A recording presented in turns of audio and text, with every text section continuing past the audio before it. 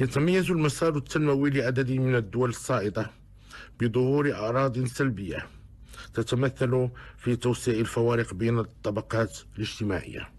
لذا فإننا حريصون على تلازم التنمية الاقتصادية مع النهوض بأوضاع المواطن المغربي، ذلك أننا لا نريد مغربا بسرعتين: أغنياء يستفيدون من ثمار النمو ويزدادون غنى، وفقراء خارج مسار التنمية يزدادون فقرا وحرمانا.